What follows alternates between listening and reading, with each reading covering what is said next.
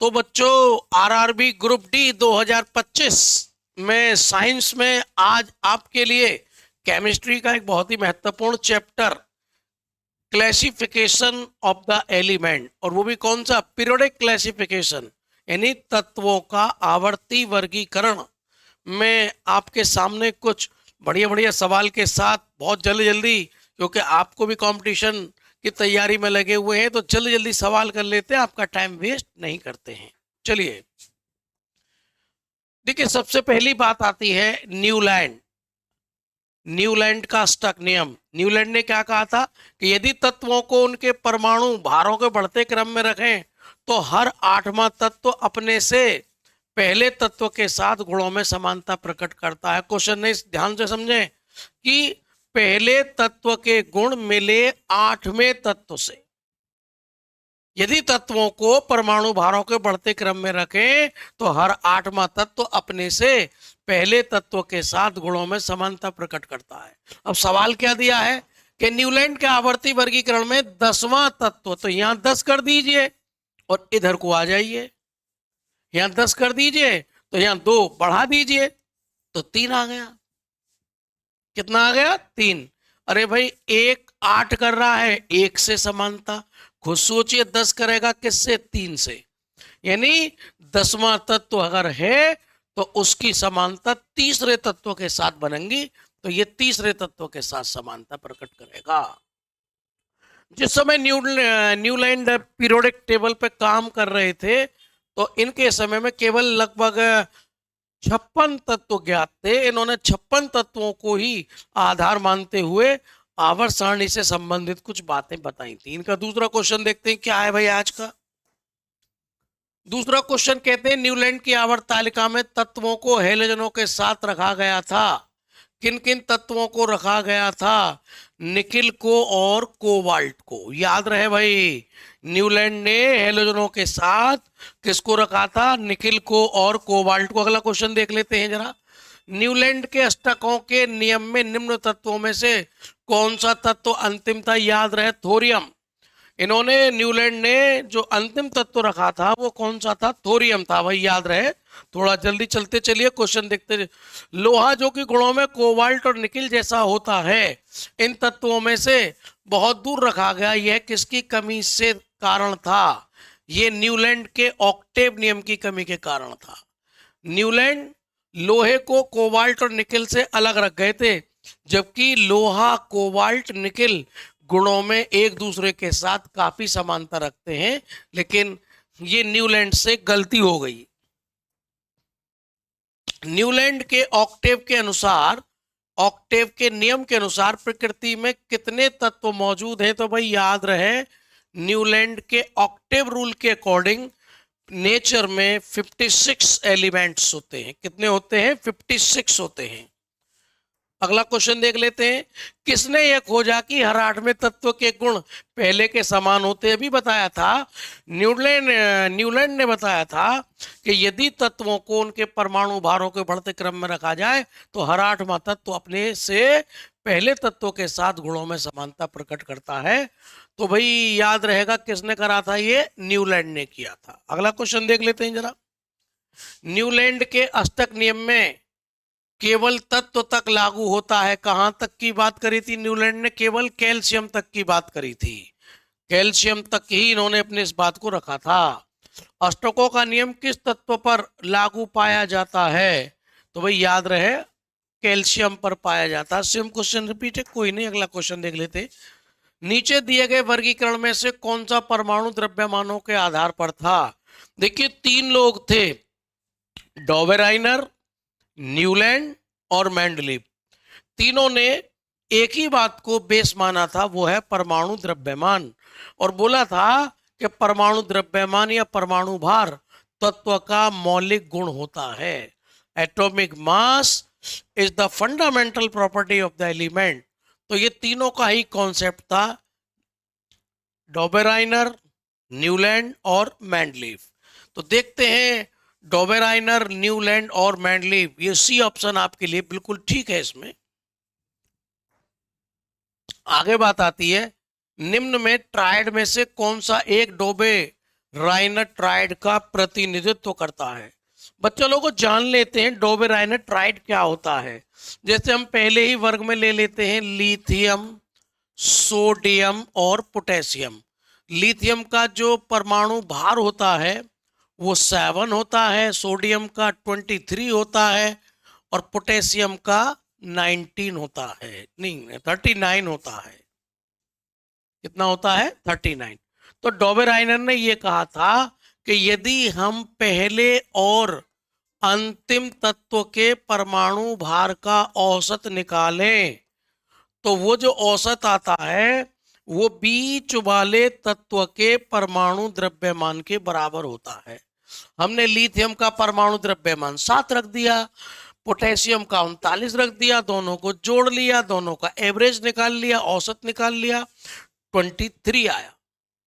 तो यदि तत्वों को परमाणु भार के बढ़ते क्रम में रखें और बढ़ते क्रम में रखने के बाद यदि पहले और तीसरे तत्व के परमाणु द्रव्यमानों का औसत निकालें तो वो बीच वाले तत्व के परमाणु द्रव्यमान या परमाणु भार के बराबर आता है।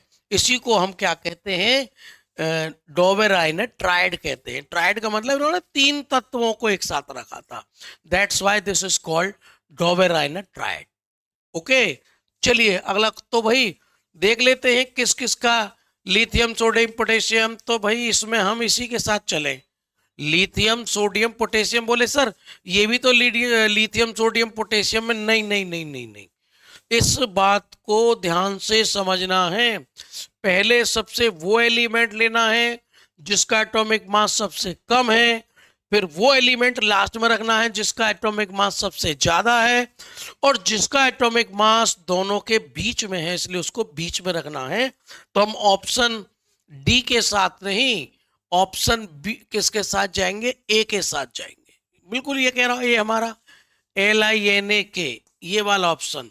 तो ये ए के साथ जाएंगे हम। अगला क्वेश्चन देख लेते हैं कि डोबेराइनर के ट्रिक के प्रथम और तृतीय सदस्य फास्फोरस। मैं आपको एक बहुत ही बढ़िया ट्रिक बता देता हूं कि आपका डोबेराइनर ट्राइड पे कोई भी क्वेश्चन मिल जाए आप तुरंत मार जाएंगे। हर ग्रुप के लिए थोड़े थोड़े आप फॉर्मूले याद कर लीजिए। जैसे पहला ही है लीना की रूबी से फ्रेंडशिप। अगला है BE और बेटा मांगे कन्या सुंदर बाप राजी। ऐसे ये रहा बैंगन, आलू, गाजर इन थैला। नाना, पापा, आंटी सब बीमार। आगे चलें। ओ सुल्तान सेंट टेलीग्राम बाई पोस्ट। ऐसे और ले लीजिए हेलोजन को, सीधा याद कर लीजिए फूटा कुल्हड़ बारात आई। तो ये मैं आपको अब बताता हूं, आप यहां से न्यूलैंड ट्राइड कैसे बनाएंगे। बड़ा इजी है। हर मानो हमें जैसे यहां पे दे दिया कि यदि डोबेराइनट्राइड में प्रथम और तृतीय सदस्य फास्फोरस और एंटीमनी है, ये आ जाइए। प्रथम सदस्य फास्फोरस है, कोई बात नहीं। तृतीय सदस्य एंटीमनी है, तो बताइए त्रिक का दूसरा सदस्य कौन होगा? भाई आर्सेनिक होगा।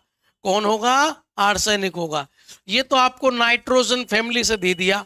अब यदि मैं इसको क्वेश्चन को आपको ऑक्सीजन फैमिली से दे दूं, क्या कि जी पहला तत्व सल्फर है और तीसरा तत्व आपका टेलुरियम है, तो बीच का कौन होगा? पोलोनियम होगा। कौन होगा भाई? पोलोनियम होगा। ऐसे यदि मैं कह दूं कि जी पहला तत्व क्लोरीन है और उसके बाद का तत्व आयोडीन है, तो भाई बीच का कौन होगा? ब्रोमीन होगा भाई। तो आप इन्हें याद करो, आपके ट्राइड अपने आप बन जाएंगे। ये कुछ जरूरी नहीं है कि आपको ट्राइड लिथियम, सोडियम, पोटेशियम ही दिया जाएगा। आपको ट्राइड यहां से भी दिया जा सकता है, BE, Mg और Ca।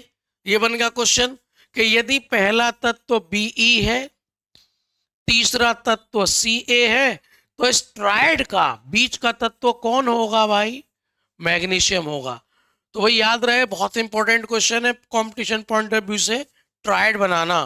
तो ट्रायड बनाना कुछ नहीं है, ग्रुप के हमें एलिमेंट्स के बारे में जानकारी होनी चाहिए। अगला क्वेश्चन देख लेते हैं जरा। निम्नलिखित में से कौन सा डोबेराइनर त्रिक का तीसरा सदस्य है जिसमें लिथियम और सोडियम भी बताया था? लिथियम, सोडियम, तो पोटेशियम है भाई। इसका जो तीसरा क्या होगा? पोटेशियम होगा। एक के साथ चले जाइए भाई। अगला सवाल देते, निम्न में से कौन सा डोबेराइनर त्रिक का तीसरा है? लिथियम और सोडियम भी शामिल होंगे। रिपीट है क्वेश्चन, लिथियम और सोडियम, तो पोटेशियम होगा। एक के साथ जाइए। अगला क्वेश्चन है, जब तत्वों को परमाणु भार के बढ़ते क्रम में व्यवस्थित किया जाता है तो बीच वाले तत्व का परमाणु द्रव्यमान अन्य दो तत्वों के परमाणु द्रव्यमानों के औसत होता है। इस नियम को क्या कहा जाता है? अभी बोला था मैंने आपको, डोबेराइनर का ट्रायड समझाया था कि लिथियम, सोडियम, पोटेशियम। लिथियम का कितना लिया था हमने? 7। सोडियम का कितना लिया था? 23। पोटेशियम का कितना लिया था? 39। 7 + 39/2 = 23। That is the answer. तो यदि if the elements have been placed in the increasing order of their atomic masses, the atomic mass of the center or the central atom is an average of the atomic mass of the first and the third element। यदि तत्वों को परमाणु भार के बढ़ते क्रम में रखें तो बीच वाले तत्व का परमाणु भार पहले और तीसरे तत्व के परमाणु भार के औसत के बराबर होता है। इसी को हम डोबेराइनर ट्रायड कहते हैं। आवर्त सारणी का आविष्कार किसने किया था? देखिए, डोबेराइनर ने तत्वों के वर्गीकरण के बारे में सोचा, न्यूलैंड ने भी तत्वों के वर्गीकरण के बारे में सोचा, लेकिन दोनों ने इस बात को अप्लाई नहीं किया कि क्या एलिमेंट्स को हम एक टेबल के फॉर्म में अरेंज कर सकते हैं। तो how can elements arranged in the form of a table? It was first of all considered by Dmitri Mendeleev। तो मेंडलीव जिस समय आवर्त सारणी के क्षेत्र में आए थे तो at an approx 63 elements were known at that time। उस समय लगभग 63 तत्व ज्ञात थे। तो Mendeleev was the first scientist. Mendeleev एक रूसी वैज्ञानिक थे और मेंडलीव ने ही ये कॉन्सेप्ट रखा था कि यदि तत्वों को उनके परमाणु भारों के बढ़ते क्रम में व्यवस्थित करें तो देखा यह जाता है कि समान गुण वाले तत्व एक निश्चित परमाणु भार के बाद रिपीट होते हैं। अर्थात the physical and chemical properties of the elements are the periodic function of their atomic weights. यानी तत्वों के भौतिक और रासायनिक गुण इनके परमाणु भारों के आवर्ती फलन होते हैं। ये मेंडलीव ने नियम दिया और अपने समय में जितने भी तत्व ज्ञात थे उन सभी तत्वों को एक सारणी के रूप में प्रस्तुत करा। और मेंडलीव पहले वैज्ञानिक थे जिन्होंने तत्वों को एक सारणी के रूप में प्रस्तुत किया और उसको नाम दिया गया मेंडलीव की मूल आवर्त सारणी। क्या नाम दिया गया? मेंडलीव की मूल आवर्त सारणी। तो मेंडलीव पहले वैज्ञानिक थे जिन्होंने आवर्त सारणी का आविष्कार किया था। बिल्कुल क्वेश्चन गलत नहीं हो जाए, बहुत ही इंपॉर्टेंट क्वेश्चन है कि who was the first scientist who discovered the periodic table? तो it was Mendeleev who discovered the periodic table by arranging the elements in their increasing order of their atomic masses. तो याद रहे कि what was the basic fundamental theory of Mendeleev. तो Mendeleev ने यही माना था कि atomic mass is the fundamental property of the element, यानी परमाणु भार तत्व का मूल लक्षण। और उसी आधार पर मेंडलीव ने अपनी आवर्त सारणी बनाई थी। चलिए अगले सवाल की तरफ बढ़ते हैं। मेंडलीव का आवर्त नियम दर्शाता है कि तत्वों के गुण उनके किसके आवर्ती फलन होते हैं? परमाणु द्रव्यमान के। किसके होते हैं? परमाणु द्रव्यमान के। मेंडलीव का आवर्ती नियम किस सिद्धांत पर आधारित है? मैंने अभी आपको बताया था मेंडलीव का आवर्त नियम पूरी तरह से परमाणु द्रव्यमान यानी परमाणु भार पर आधारित है। अगला क्वेश्चन देख लेते हैं। मेंडलीव के आवर्त नियम के अनुसार तत्वों के आवर्त सारणी में आधार पर व्यवस्थित किया गया। परमाणु भार के बढ़ते क्रम में, यानी बढ़ते परमाणु द्रव्यमानों, increasing order of the atomic masses. Mendeleev ने अपनी आवर्त सारणी में तत्वों को उनके परमाणु भारों के बढ़ते क्रम में व्यवस्थित किया था। चलिए, जब मेंडलीव ने अपना काम शुरू किया था तो लगभग कितने तत्व ज्ञात थे? 63 तत्व भी मैंने आपको बोला था कि जब मेंडलीव ने अपना वर्क स्टार्ट किया था तो there were 63 elements were known at that time. Mendeleev इतने पॉजिटिव थे कि मेंडलीव ने अपनी आवर्त सारणी बनाई। 7 क्षैतिज खड़े खाने करे, उन्हें आवर्त नाम दिया। 8 खड़े खाने करे, उन्हें वर्ग या समूह नाम दिया। तो याद रहे, मेंडलीव की आवर्त सारणी में 7 क्षैतिज खानों को क्या कहते हैं? आवर्त कहते हैं। 8 खड़े खानों को यानी ऊर्ध्वाधर खानों को क्या कहते हैं? समूह कहते हैं। पॉइंट याद रहेंगे।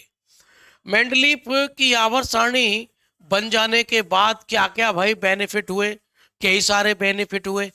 The field of chemistry become easy, यानी केमिस्ट्री का जो फील्ड था वो सरल हो गया। मानो मेंडलीव ने एक समूह में 5 तत्व रखे, तो भाई मेंडलीव ने जो एक समूह में 5 तत्व रखे थे वो वही तो तत्व रखे थे जिनके गुणों में समानता थी। भाई समान गुण वाले तत्व 7 रखे।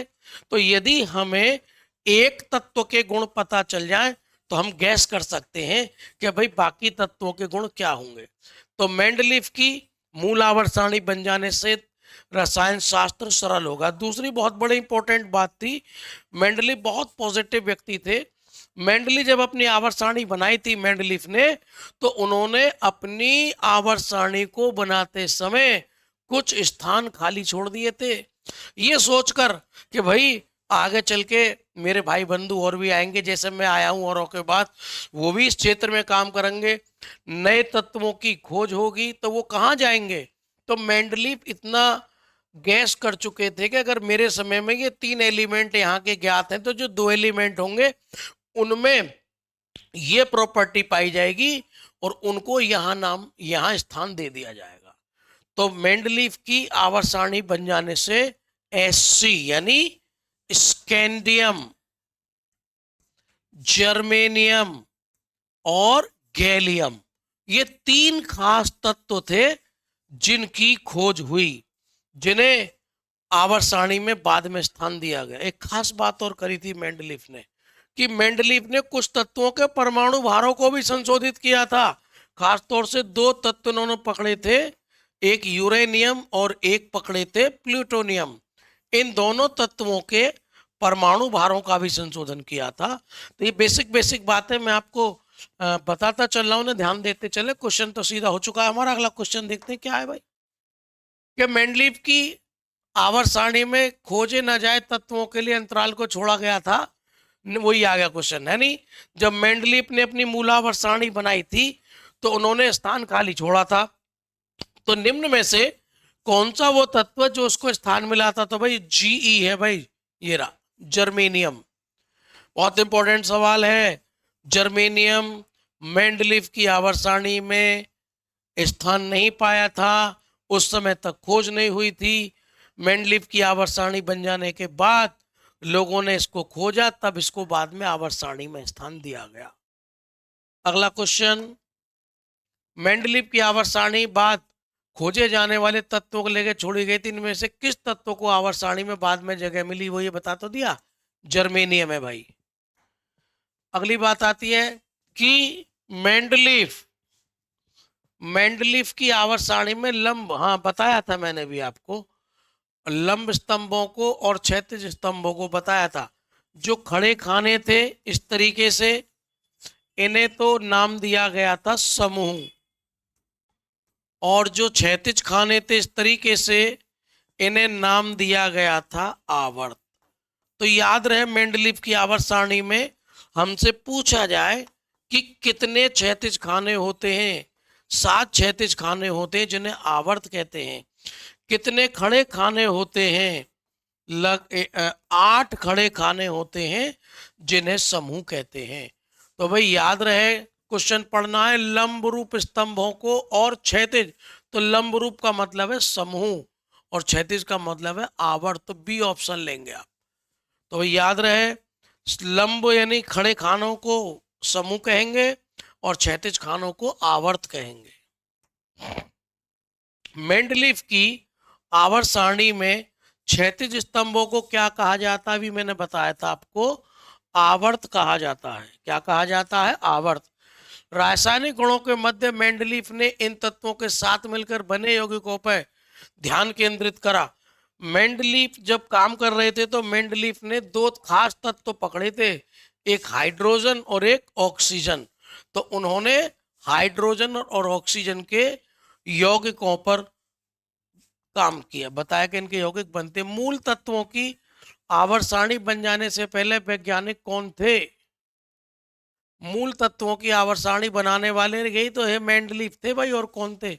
मेंडलीफ ही तो सबसे पहले वैज्ञानिक थे जिन्होंने आवर्त सारणी को निर्मित किया था। निम्न में कौन सा तत्व मेंडलीफ की आवर्त सारणी में एक निश्चित स्थान नहीं पा सका था? याद रहे बच्चों कि भाई मेंडलीफ ने बहुत बढ़िया बढ़िया काम भी करे, लेकिन मेंडलीफ से कुछ गलतियां भी हुई थी। मेंडलीफ ने अपनी आवर्त सारणी में हाइड्रोजन को उचित स्थान नहीं दिया। मेंडलीफ ने जब अपनी आवर्त सारणी बनाई थी तो उन्होंने हाइड्रोजन को क्षार धातुओं के साथ रख दिया था, जबकि हाइड्रोजन के गुण सातवें समूह के हैलोजन तत्वों से भी मिलते हैं। इसलिए हाइड्रोजन की पोजीशन जो थी was not justified by Mendeleev. Mendeleev के द्वारा हाइड्रोजन की जो स्थिति थी वो निर्धारित नहीं की गई थी। तो निश्चित स्थान किसे नहीं मिल पाया था? हाइड्रोजन को। जबकि कंपाउंड ज्यादातर हाइड्रोजन और ऑक्सीजन के ही कंसीडर किए थे मेंडलीफ ने। निम्न में से किसके द्वारा किया गया तत्वों का वर्गीकरण नए तत्वों की खोज के लिए प्रेरित करता है? मेंडलीफ की आवर्त सारणी नए तत्वों की खोज में सहायक रही और बताई थी स्कैंडियम, जर्मेनियम और गैलियम। मेंडलीफ ने एक गलती और भी करी थी, क्या?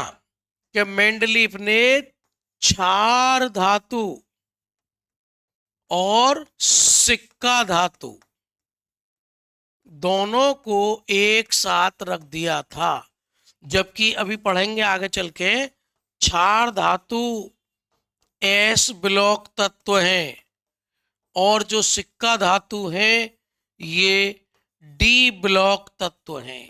ये मेंडलीफ से बहुत बड़ी गलती हो गई थी।